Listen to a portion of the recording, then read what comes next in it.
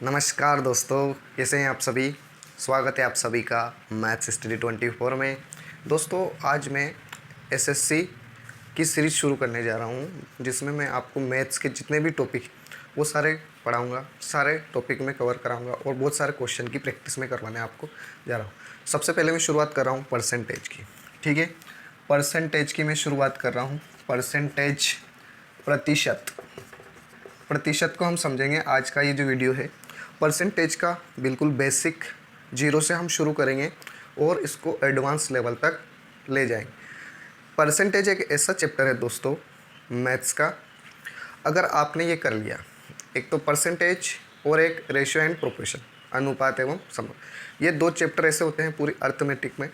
इनसे आप अगर आपने ये अच्छे से पढ़ लिया तो बहुत सारे क्वेश्चन इन दोनों से हो जाते हैं। ठीक है, बहुत सारे क्वेश्चन आप परसेंटेज से कर सकते हो, रेशियो से कर सकते हो। ठीक है, तो ज़्यादा से ज़्यादा आपको प्रैक्टिस करनी है परसेंटेज की, रेशियो एंड प्रोपोर्शन की। तो आज से हम शुरू कर रहे हैं परसेंटेज। ठीक है, परसेंटेज एक वीडियो में नहीं आ सकता है दोस्तों बहुत सारे सवालों की प्रैक्टिस करेंगे हम। तो आज मैं आपको थोड़ा बेसिक बताऊंगा इसके बारे में, कुछ नियम होते हैं वो बताऊंगा और कुछ एग्ज़ाम में पूछे हुए क्वेश्चन हम करेंगे। ठीक है, प्रतिशत मतलब प्रति 100 में जो हम कैलकुलेशन करते हैं, प्रति 100 के ऊपर हम किसी भी चीज़ का कैलकुलेशन करते हैं उसको बोलते हैं प्रतिशत। जैसे मान लो आपको बोल दिया जाए कि 20%, तो प्रतिशत का ये सिंबल होता है। ठीक है, 20%। अब 20% मतलब होता है 20/100, मतलब हम 100 के ऊपर कैलकुलेट कर रहे हैं, 100 में से हम निकाल रहे हैं 20। तो 100 से ही क्यों कैलकुलेट करते हैं? क्योंकि 100 से निकालना बहुत आसान होता है, जितना परसेंट उतना ही नंबर। जैसे 10% तो 10, 20% तो 20, 50% तो 50। ठीक है, तो किसी भी अंक की या किसी भी गणना को हम 100 से हम उसको कैलकुलेट करते हैं, 100 में से उसको हम निकालते हैं। जैसे किसी बच्चे के एग्ज़ाम में 600 में से 500 नंबर आए, मान 600 में से उसको मार्क्स कितने आए, 500 नंबर लाया वो टोटल। तो इसका परसेंटेज निकालना है हमको, मतलब 100 के ऊपर वो कितने नंबर लाया, 100 में से कितने नंबर लाया। ठीक है, परसेंटेज क्यों निकाल रहे हैं? क्योंकि हम देख रहे हैं कि 100 में से कितने नंबर वो लाया है। तो हमने क्या करा, 2 जीरो से 2 जीरो काट दिया और इंटू कर दिया 100 का, क्योंकि हम देखना चाह रहे हैं कि वो 100 में से कितने मार्क्स लाए। तो इसको सोल्व करेंगे तो यह आ जाएगा 500/6, 6 8 48, कितना बचा 2, 6 3 18, फिर 2 बच गया, 2/6 यानी कि 2 एकम 2, 2 3 6, 83 सही 1/3। इतने परसेंट मार्क्स वो लाया है, 100 में से वो कितने नंबर लाया है, 83 सही 1/3। ठीक है, तो इस तरीके से हम कुछ नियम हैं परसेंटेज के वो देखते हैं। अब एक चीज़ और यहाँ पे, परसेंटेज जैसे 100% है, कोई भी चीज़ कितनी परसेंट है, 100%, तो उसका मतलब है कि वो पूरी एक है। ठीक है, अगर कोई चीज़ 100% है तो उसका मतलब होता है कि वो एक है। क्योंकि परसेंटेज का मतलब क्या है, जैसे मैं परसेंटेज को सोल्व करता हूँ तो बट्टे क्या कर देता हूँ, 100 कर देता हूँ। बट्टे क्या करना पड़ता है, 100। तो 2 जीरो से 2 जीरो कट गया तो आया कितना, 1। जैसे मान लो कोई चीज़ 50% है, क्या है 50%, तो उसको क्या करेंगे, 50/100 कर देंगे, 50/100, 50/100 कर देंगे। 1 जीरो से 1 जीरो कट गया, 5 एकम 5, 5 दूनी 10, तो ये हो जाएगा 1/2, आधा है, मतलब कितना है, आधा। अगर मान लो आपको निकालना है 20%, कितना निकालना है, 20%, तो आप क्या कर देंगे, 20/100, 20/100, 20 एकम 20, 20 5 100, ये कट गया, तो कितना आया, 1/5। तो हमको परसेंटेज और जो भिन्न है, ये तो क्या है, परसेंटेज है और ये है भिन्न, फ्रैक्शन। आपको ये डायरेक्ट याद रखना है, आपको एग्ज़ाम में इतनी माथाफोड़ी नहीं करनी, आपको टाइम बचाना है। ठीक है, और एसएससी में सबसे ज़्यादा इंपॉर्टेंट होता है टाइम। अगर जिसने टाइम को मैनेजमेंट कर लिया वो जंग जीत जाएगा। ठीक है, जिसने टाइम का मैनेजमेंट ढंग से नहीं किया वो पीछे रह जाएगा, क्योंकि आप जितना जल्दी मैथ्स का क्वेश्चन कर पाएंगे आपका टाइम बचेगा, और दूसरे जो रीजनिंग वगैरह या फिर जीके वगैरह उसमें आपको ज़्यादा से ज़्यादा टाइम मिल पाए। क्योंकि मैथ्स में अगर आपने टाइम ख़त्म कर दिया तो फिर मज़ा नहीं आएगा, आपको टाइम बचाना आना चाहिए। ठीक है, तो यहाँ पर मैं कुछ परसेंटेज और उसका जो भिन्न है वो डायरेक्ट आपको याद रखना है, तो वो मैं आपको यहाँ पे लिख के बता रहा हूँ, आपको वो याद कर लेना है, रट लेना है उसको। क्योंकि एग्ज़ाम में जो क्वेश्चन आता है ना, जैसे 37 सही 1/2% का, इतनी वैल्यू का क्या मान होगा। तो आपको वहाँ सोल्व नहीं करना, आपको डायरेक्ट उसका भिन्न याद रखना है और भिन्न को रख के आप डायरेक्ट उसको सोल्व कर देंगे।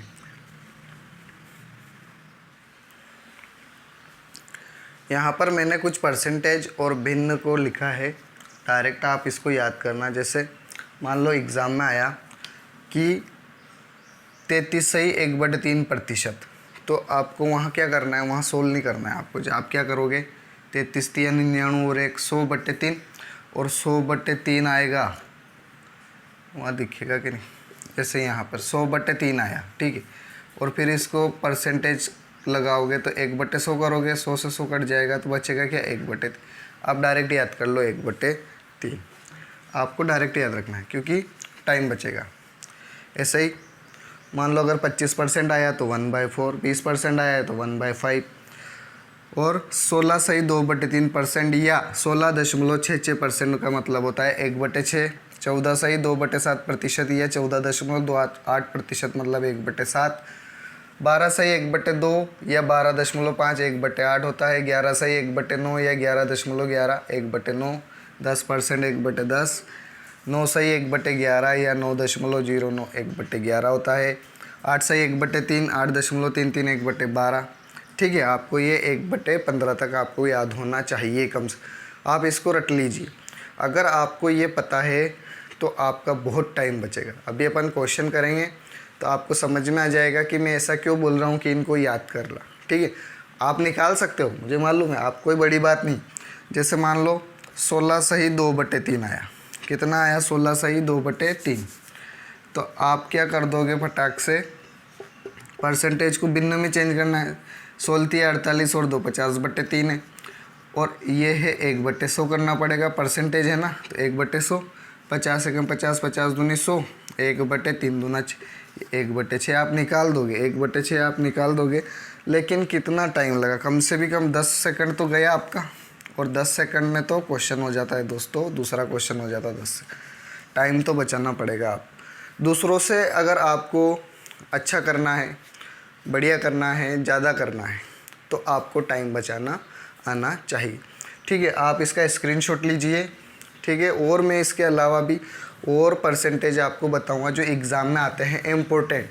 डायरेक्ट आपको याद कर लेना है और याद रट लो, और क्वेश्चन के साथ भी आप करोगे तो भी आपको याद हो जाएगा। जितने ज़्यादा क्वेश्चन प्रैक्टिस करेंगे आप, आपको याद हो जाएगा। ठीक है दोस्तों, ये मिटाता हूँ मैं। अब यहाँ पर मैंने कुछ और परसेंटेज और फ्रैक्शन को लिखा है। जैसे 37 सही 1/2% का मतलब होता है 3/8। कैसे आया, 37 दूना 74 और 1 कितना हो जाएगा, 75/2, और परसेंटेज है तो इसको 1/100 कर देंगे इंटू करके।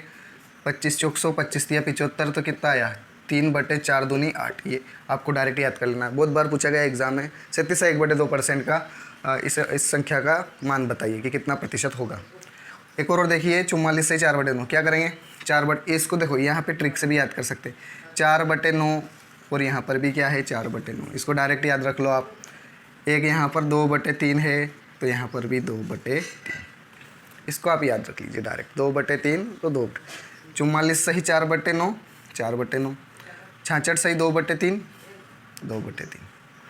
83 83 सही 1/3% है। इसको हम क्या करेंगे, 3 3 9 3 8 24 और 1 इसमें जोड़ देंगे तो कितना हो जाएगा, 250। 250/3, और परसेंटेज है तो 1/100 करेंगे, 0 से 0।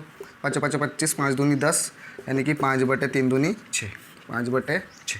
आप डायरेक्ट याद कर लो। ठीक है, आपका ये टाइम बचेगा, ये जो मैंने अभी किया ना, ये आपका टाइम बचेगा एग्ज़ाम में, और आप बहुत जल्दी क्वेश्चन का आंसर निकाल पाएंगे। समझ में आया दोस्तों। अब दोस्तों एक चीज़ और मैं आपको बता रहा हूँ इम्पोर्टेंट। जैसे मान लो आपसे पूछ लिया है कि 137 सही 1/2% इतना बड़ा आ गया, तो आप क्या करेंगे। अगर मान लो आपको याद नहीं है इसका, तो आप क्या करेंगे, इसका इसमें गुणा करके 1 जोड़ेंगे। ठीक है, तो फिर उसमें 1/100 करेंगे, जो भी आ जाएगा।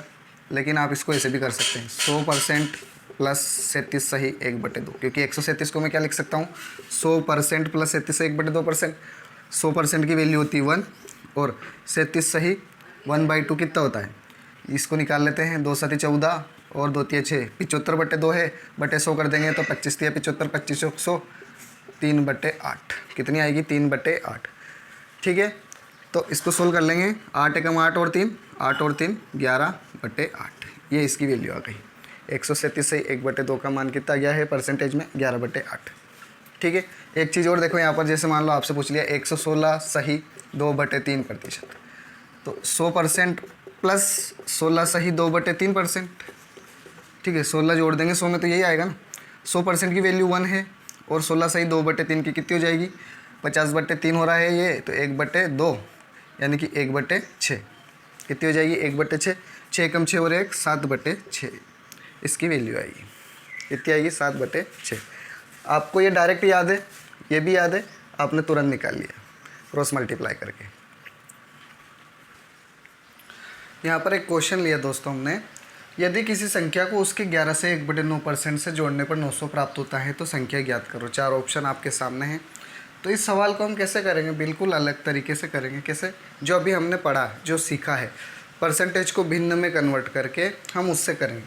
क्या बोल रहा है? 11 सही 1/9% से, तो 11 सही 1/9% का जो भिन्न में वैल्यू होता है वो होता है 1/9। तो वो बोल रहा है कि 9 जोड़ने पर 900 प्राप्त होता है। कितना प्राप्त होता है? 900 प्राप्त होता है। तो ये जो है 9 से 9 में 1 जोड़ो आप, तो कितना हो जाएगा? 10। तो 9 से कितना हो जाता है? 10 हो जाता है। जो है संख्या, वो किसी संख्या को उसके 11 से 1/9% से जोड़ने पर, तो जो संख्या 9 थी वो कितनी हो गई अब? 10। तो 10 की वैल्यू हमको कितनी दी है? 900। 10 की वैल्यू हमको दी है 900। तो एक इकाई का मान कितना हो जाएगा? 900/10। 900/10 मतलब 90, मतलब एक इकाई का मान है 90। तो हमको पूछा है यदि किसी संख्या को, मतलब ये जो संख्या 9 थी पहले, तो 9 इसमें 9 का गुणा कर देंगे, तो 90 90 81 810 इसका राइट आंसर हो जाएगा। ठीक है, 810 इसका राइट आंसर हो जाएगा। अगला क्वेश्चन है दोस्तों, 81,000 के 5/9 के 216.66% का 27% क्या है? तो अभी जो हमने पढ़ा अभी तक, उसके हिसाब से यह क्वेश्चन बहुत ही आसान तरीके से हम कर पाएंगे। मुझे बताइए 81,000 के 5/9, ठीक है, के 216 अब अभी हमने पढ़ा था कि इसको टुकड़े करके हम लिख सकते हैं। ये होता है 16.66% और का 27% निकालना है, तो 27% मतलब 27/100। यहाँ पर इसको सोल्व कर लेंगे। 90 90 81 9,000 हो गए। 9,000 इंटू 5 इंटू 200% की वैल्यू 2 प्लस 16.66% की वैल्यू होती है 1/6 और ये हो जाएगा इंटू 27/100। 16.66% मतलब होता है 1/6। तो ये हो जाएगा, यहाँ पे इसको सोल्व कर लेंगे तो अपना आंसर आ जाएगा। 6 दूनी 12 और 1 13/6 हो गया और ये 27/100। बस सोल्व कर लो, 2 0 से 2 0, 3 दूनी 6, 3 नम 27 और ये 2 से कट गया 45 बार, तो यहाँ आ गया 45 इंटू 5 इंटू 13 इंटू 9। 45 इसका गुणा कर 13 नम 117 होता है। 45 इंटू 5 25 और 5 चौक 20 और 2 22। 225 इंटू 117 मतलब 100 का गुणा करेंगे 225 में तो आएगा 22,500। फिर इसमें गुणा कर देंगे 225 में 17 का, तो 17 पंजे 85, 17 दूनी 34, 34 और 8 42, 17 दूना 34, 34 और 4 38, यहाँ जोड़ देंगे 38 25। तो ये हो जाएगा। यहाँ पे ये मिटा देता हूँ मैं रफ वर्क को। यहाँ इसको जोड़ेंगे तो ये आ जाएगा 5 का 5, 2 का 2, 8 5 13 का 3 और 3 और 2 5, 5 और 1 6 और क्या बचा? 2 बचा। 26,325। 26,325 पहला ऑप्शन है मेरे प्यारे बच्चों, देश के वीर जवानों। 26,325 ये इसका राइट आंसर। देखो, अगर आपको ये नहीं पता होता, अगर इसको आप नहीं पता करते कि इसको कैसे करते हैं, इसको फ्रैक्शन में हम कैसे लिखते हैं, तो ये सवाल बहुत ही डिफ़िकल्ट हो जाता। आप दशमलव हटाते, बटे 100 करते, फिर परसेंट का बटे 100, तो ये क्वेश्चन बहुत ही टफ बन जाता और इसका एग्जैक्ट आंसर नहीं आता, दशमलव में आंसर आता दोस्तों। इसलिए मैं आपको बता रहा हूँ कि आप परसेंटेज और भिन्न इसका जो आपस में रिलेशन है उसको याद कर लीजिए। आपके क्वेश्चन चुटकियों में हो जाएंगे, चुटकियों में। ठीक है,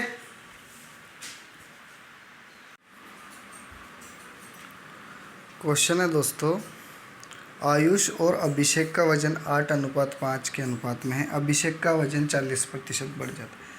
तो 40% होता है 2 दूनी 4, 2 5 10, मतलब 5 से जो हो गया है 7 हो गया है।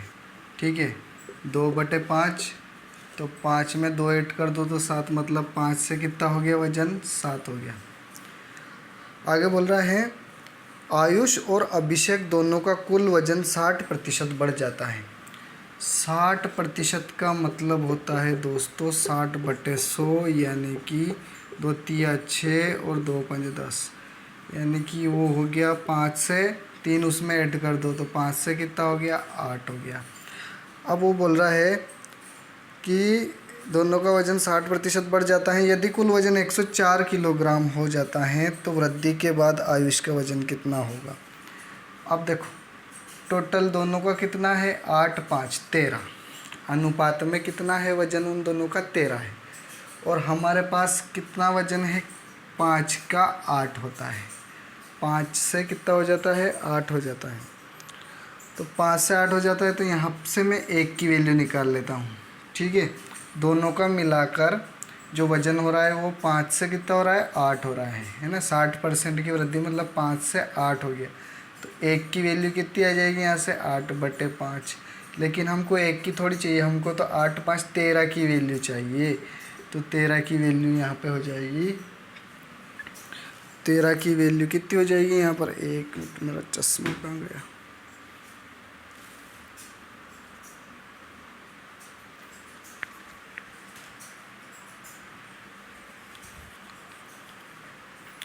तेरह की वैल्यू यहाँ पे हो जाएगी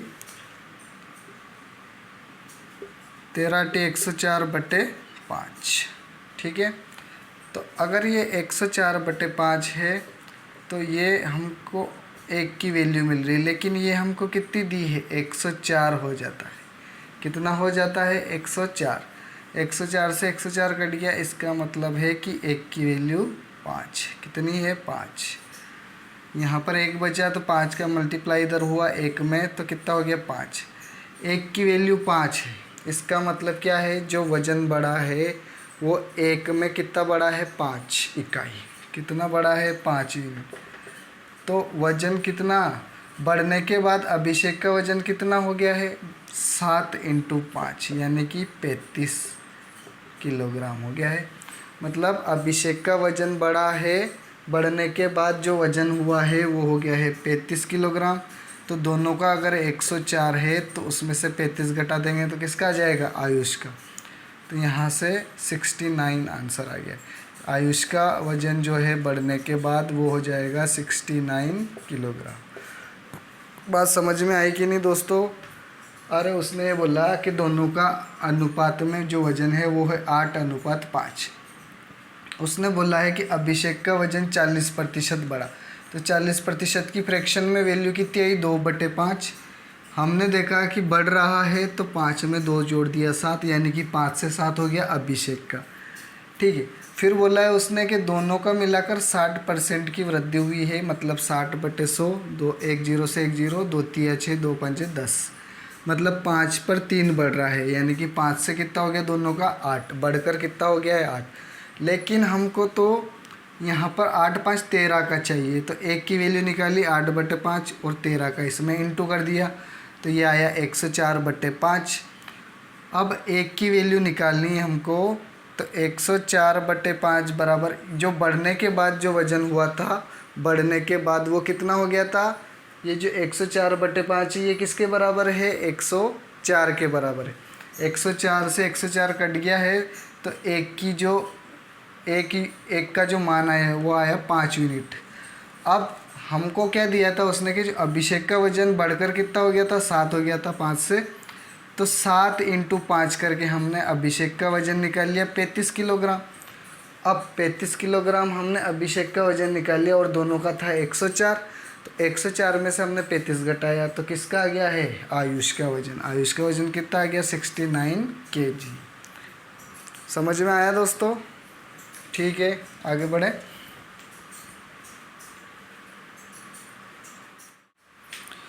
अगला क्वेश्चन है दोस्तों, यदि p का 20%, p का जो है 20%, सोल्व कर रहा हूँ मैं, p का 20% q के 40% में जोड़ा जाए तो परिणाम q का कितना हो जाता है, 80% हो जाता है। पी क्यू का कितने प्रतिशत है, पी क्यू का कितने प्रतिशत है? ऑप्शन क्या क्या दे रखे हैं, ऑप्शन दे रखे हैं,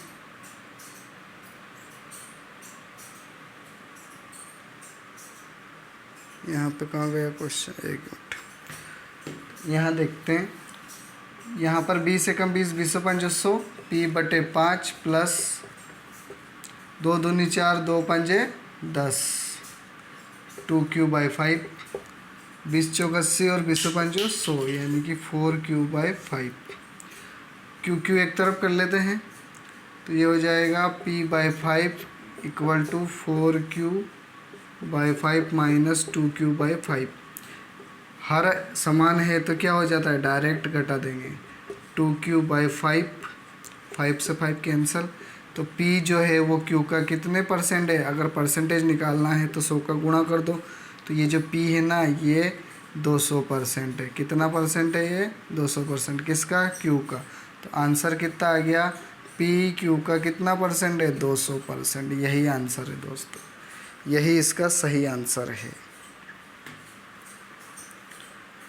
कुछ नहीं करा, उसने बोला है कि p जो है, p का 20% और q का 40% का योग q के 80% के बराबर हो जाता है। ठीक है, ये बात समझ में आई कि p का 20% है और q का कितना परसेंट है, 40%।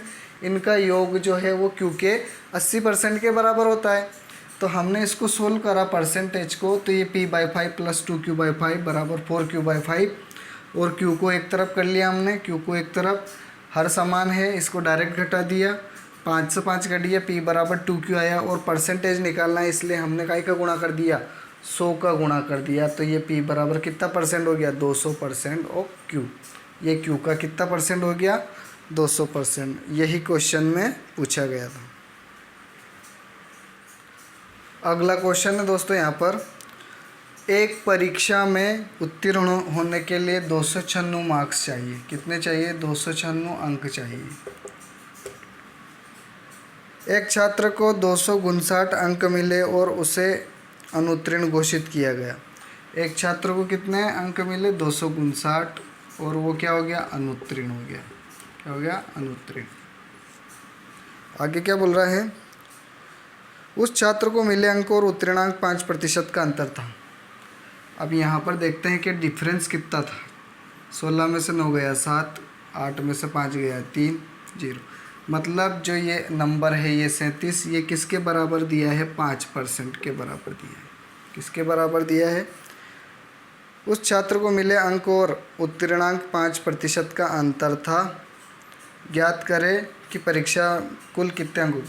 जब 5% की वैल्यू दी है 37, तो 100% की वैल्यू निकाल लो। तो क्या करेंगे, 20 का दोनों तरफ गुणा कर देंगे, 20 का दोनों तरफ गुणा, तो 100% की वैल्यू आ जाएगी 37 दूना 74, 740 अंक। उस परीक्षा जो है टोटल 740 अंक की थी। समझ में आया दोस्तों, कुछ नहीं करा। उसने बोला 296 अंक से पास हो रहे हैं, ये है पासिंग मार्क्स हैं, पासिंग मार्क्स, और अनुत्तीर्ण हुआ है बंदा 259 पर। तो जो डिफरेंस है उसके नंबर का 296 लाने थे, लेकिन वो कितना ला पाया, 259। तो हमने देखा है कितने नंबर से फेल हुआ है, 37 नंबर से फेल हुआ है। पर ये उसने क्या बोला है क्वेश्चन में कि ये 5% के बराबर है। ये जो 37 है ना, ये 5% के बराबर। तो हमने कहा हमको 100% चाहिए कि भैया एग्ज़ाम कितने नंबर की थी, तो 100% थी एग्ज़ाम। तो 20 के दोनों तरफ गुणा किया तो 740 इसमें आंसर आ गया है। ठीक है दोस्तों, अगला क्वेश्चन है दोस्तों, यदि x की वार्षिक आय y की तुलना में 20% अधिक है। x और y हैं, ठीक है, मैं सॉल्यूशन लिख रहा हूँ। x और y है, x की वार्षिक आय y की तुलना में 20% अधिक। मुझे बताओ 20% कितना होता है, 1/5 फ्रैक्शन में 20 से कम 20, 20 से 5 100। अगर x की ज़्यादा किसकी है, x की ज़्यादा है, तो x की ज़्यादा है तो 5 का कितना हो जाता है 6, तो ये 6 है और ये कितना है 5 है। भाई x ज़्यादा है ना, ज़्यादा किसकी है, x की वार्षिक आय ज़्यादा है। यदि x की वार्षिक आय y की तुलना में 20% है, ज़्यादा कौन है, x ज़्यादा है किससे, y से। 5 का कितना हुआ है 6, क्योंकि 20% मतलब 1/5, तो 5 से कितना होता है 6 होता है, तो 5 का 6 हो गया। अब क्या बोला आगे उसने, तो y की आय x की तुलना में p% कम है। जो y है ना, y इसकी जो x से कम है, अभी यहाँ तो कितनी है 1 है, अनुपात में अगर देखें हम तो ये कितनी कम है, 1 कम है। y की कितनी कम है, 1 कम है। लेकिन कितने पर करना पड़ेगा, y पर करना पड़ेगा, क्योंकि उसने किसका पूछा है, सॉरी 6 पर, x से तुलना कर रहा है। x से कितनी कम है, 1 कम है। x से कितनी कम है, 1 कम है। तो हमको परसेंटेज निकालना है, इसलिए गुणा किसका कर देंगे, 100 का। अरे वो बोल रहा है कि ये बताओ कि जो p है ना, p वो y कम है। क्वेश्चन पढ़ते हैं एक बार। तो y की आय x की तुलना में p% कम है। y की जो आय है वो x की तुलना में कितनी कम है, p% कम है। तो इसी का मान निकालना है। तो ये हो जाएगा 100/6, यानी कि हो जाएगा 6 एकम 6, 4 बच गया, 40 हो गया, 6 6 36, 4 बचा, 4/6 हो गया, यानी कि 16 सही 2/3, 2 दूनी 4, 2 तिया 6, ये परसेंट। पी का मान कितना आ गया, 16 सही 2/3%। ये क्वेश्चन पूछा हुआ था CDS 2020 में। CDS के पेपर में क्वेश्चन आया था ये दोस्तों, CDS 2020 में ये क्वेश्चन पूछा था।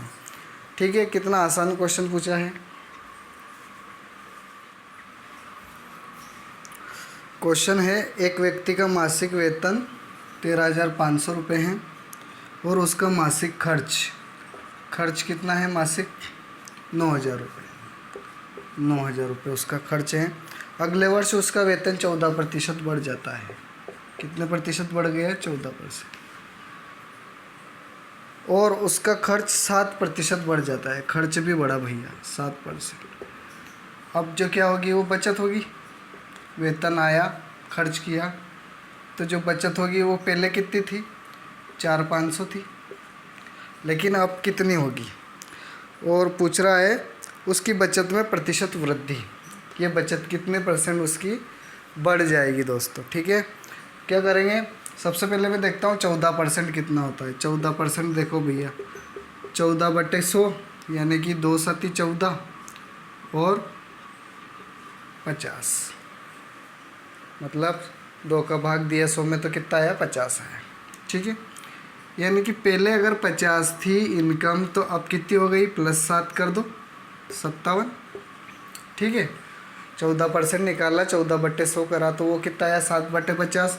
पहले इनकम थी 50, अब कितनी हो गई, 57। 14% इंक्रीज़ किया। लेकिन इनकम तो पहले कितनी थी, 13,500, तो 50 की वैल्यू कितनी है, 13,500 है। 0 से 0 कट गया, 5 दूनी 10, 3 बचा, 5 7 35, 0। 1 की वैल्यू है 270, तो अब जो इनकम हो गई है वो हो गई है 57, और 57 में गुणा कर देंगे 270 का। 57 में गुणा कर देंगे 270 का, तो जो इनकम आएगी वो आ जाएगी, यहाँ पे गुणा करके देख लेते हैं। 270 × 57, 0 सती सती गुण 50, 7 दूनी 14, 14 और 4 18, 0 5 7 35, 5 दूनी 10, 10 और 3 13, ये आ गया 4 और 1 5, 15,390। मतलब 14% वृद्धि के बाद उसकी जो इनकम हो गई है 15,390 हो गई है। अब देख लेते हैं खर्च कितना हो गया उसका। तो 107 है, देखो ये कितना है, 7%, मतलब कितना है, 7/100 है। पहले 100 था तो अब खर्चा कितना हो गया, 107, और इसकी वैल्यू कितनी दे रखी है, 9,000। तो 100 की वैल्यू अगर 9,000 है तो ये हो जाएगा 2 0 से 2 0, 1 की वैल्यू कितनी आ जाएगी, 90। अगर 1 की वैल्यू 90 है तो अब जो है उसका खर्च 107 हो गया है, तो 107 में 90 का गुणा कर लेंगे तो ये आ जाएगा 0 0 0, 9 सती 63 और 9 एकम 9, 9 630, मतलब 7% की खर्च में वृद्धि के बाद उसकी जो खर्च में वृद्धि हो गई वो कितनी हो गई, बढ़कर 9 से 9,630।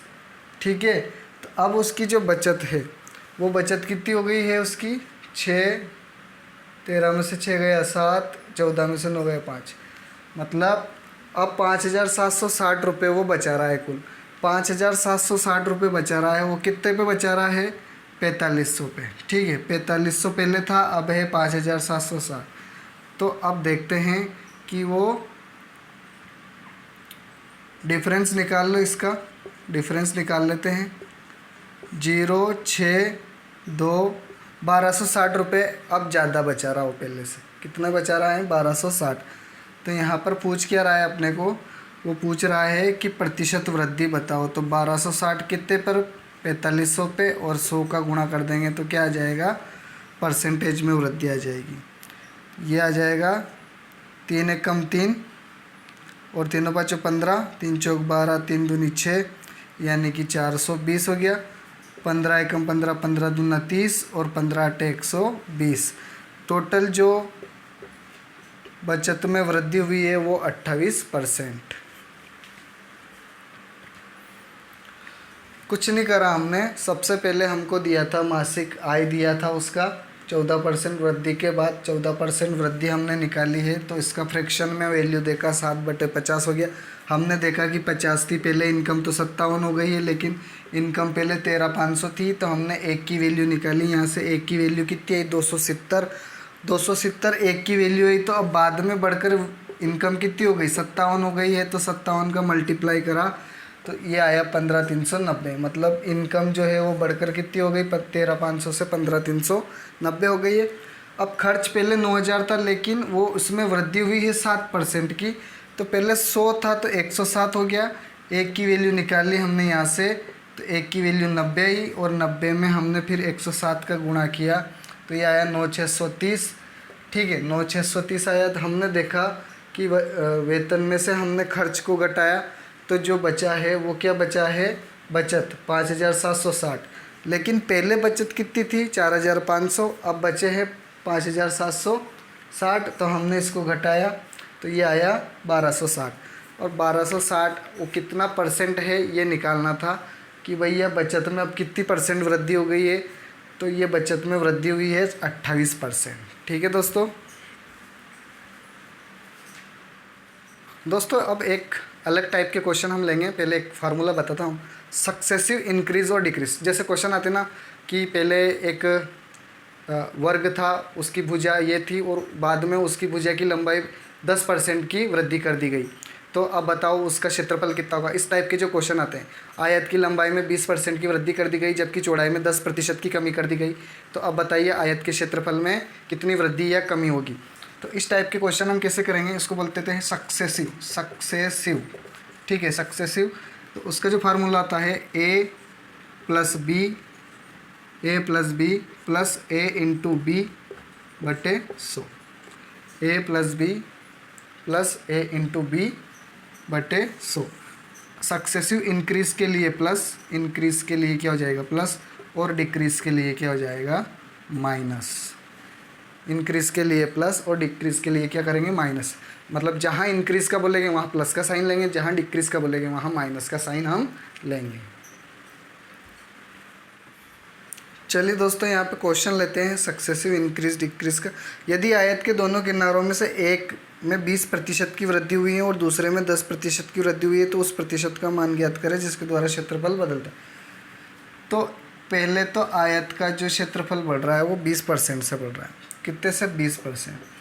और फिर दूसरे में 10% की वृद्धि हो रही है। दोनों जगह क्या हो रही है, वृद्धि हो रही है। मतलब क्या हो रही है, दोनों जगह वृद्धि हो रही है।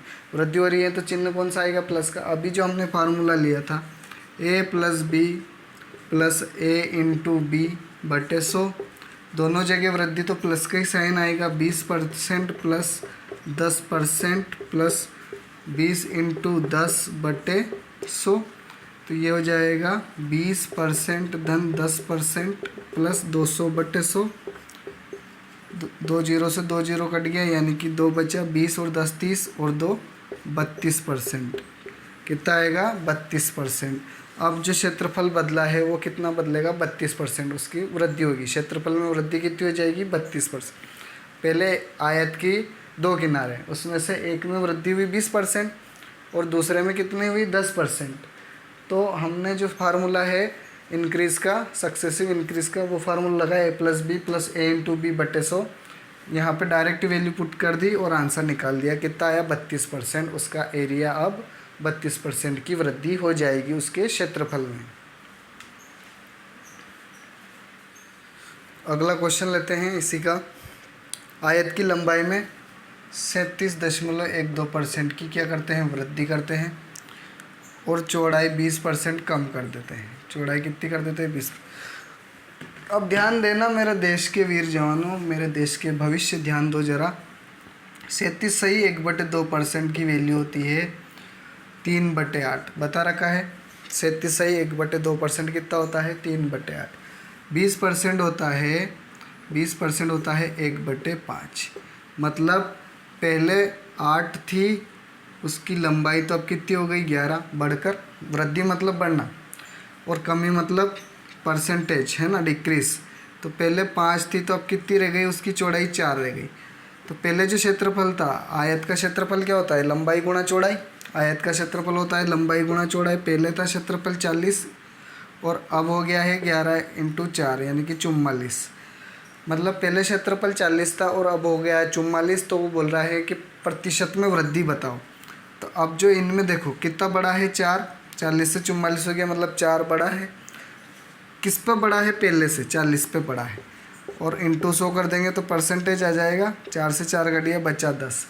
यानी कि अब जो है उसके क्षेत्रफल में जो वृद्धि हुई है वो 10% की वृद्धि हुई है। पहले जो क्षेत्रफल था उसका इंटू कर लिया, मतलब लंबाई और चौड़ाई का, तो 40 आया, 40 इकाई आया।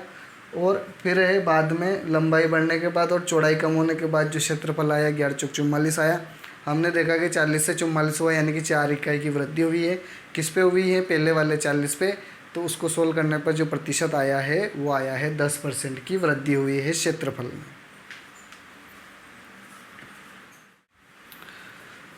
ठीक है दोस्तों, उम्मीद करता हूँ आपको मैंने जो क्वेश्चन करवाए हैं पसंद आए होंगे। सॉल्यूशन आपको अच्छा लगा होगा, मज़ा आया होगा आपको। मैं आगे और परसेंटेज के बहुत अच्छे क्वेश्चन लेके आऊँगा, पुराने पूछे हुए और जो आने जैसे हैं, और बहुत ही आसान तरीका बताऊँगा उनको सोल्व करने का दोस्तों। तो आप बने रहिए मेरे साथ, वीडियो को पूरा देखिए और आगे आने वाले वीडियो को भी देखिए। चैनल को सब्सक्राइब नहीं किया है तो कर लीजिए, वीडियो को लाइक करिए और अपने जो दोस्त हैं जो भी तैयारी कर रहे हैं उनको ये वीडियो की लिंक अवश्य भेजिए। नमस्कार।